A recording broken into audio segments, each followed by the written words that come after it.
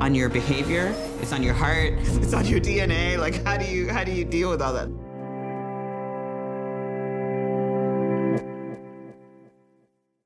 So we're at the conclusion of the resilience screening and Q&A panel.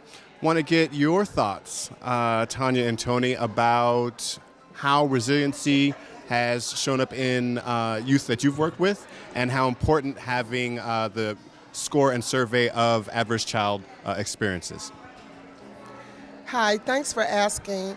So before the film, I had heard some of what's going on. I've known Dr. Burke and been on a couple of her boards, have studied it, but it's just really great, especially the panels, to see people who are actually doing the work. And it's an aspiration of mine to also help youth.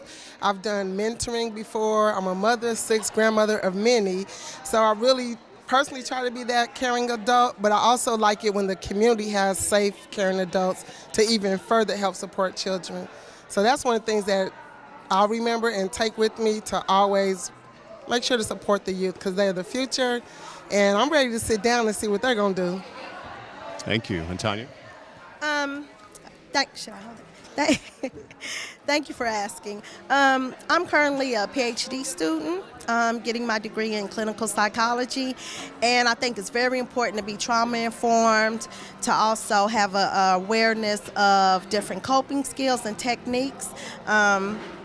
It was a bit surprising to see it on a movie, the large scale of trauma that we have in this society at large from a variety of different communities.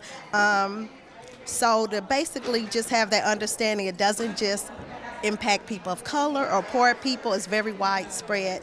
So just trying to cultivate and enhance those coping skills and help this generation. They are our future. We do need to care and love and promote wellness. So it was very informative. It was enlightening. I hope that this is something that can become part of the curriculum at schools across the country. And I'd like to add one thing. With the ACE study, it shows not necessarily cause and effect, but it shows different, say the 11 line items that you could actually work on, something concrete to do. For example, don't beat up anybody around your children. Try to avoid going to prison. It's just like that whole list is something concrete where other adults can look at and support the youth. And I like that Dr. Burke uses it as a screening tool.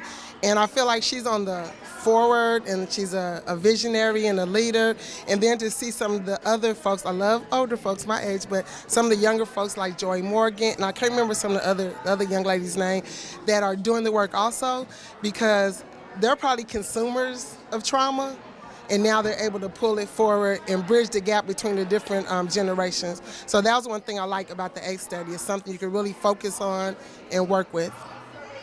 Well, thank you. And it's so important that we've not only brought a lot of community awareness to adverse child experiences and how they relate to disease and learning in schools, but as it was said on the panel, to translate that into action. And so definitely each of you are working in your respective capacities to bring this awareness to help change perspectives on how to interact with children and youth, and to make sure that our communities can be much more healthy, and our youth can help take care of us as we get older as well. Here, definitely. Not separating the mental and the physical, so incorporating all that together. Because like someone said, the body doesn't know that it's separate, so we should try to care and promote wellness in that way. Absolutely. Resiliency is combining the mind and body, and definitely thankful to Dr. Nadine Burke, thankful to James Redford, producer of the film, and the Links of San Francisco, all for bringing this together and the community together to have this dialogue and for it to translate into action. And thank you for your work, because I know you do a lot of alternative things to help support people, so culture can help, the different modalities that maybe Native Americans, African Americans, Chinese Americans, or whoever, there's something healing throughout our culture. So just like our history and we have the post-traumatic stress, we have healing that comes from that. So I really appreciate your work too. Thank you so much. Indeed, the healing continues, and let's continue it in the community. Thanks so much.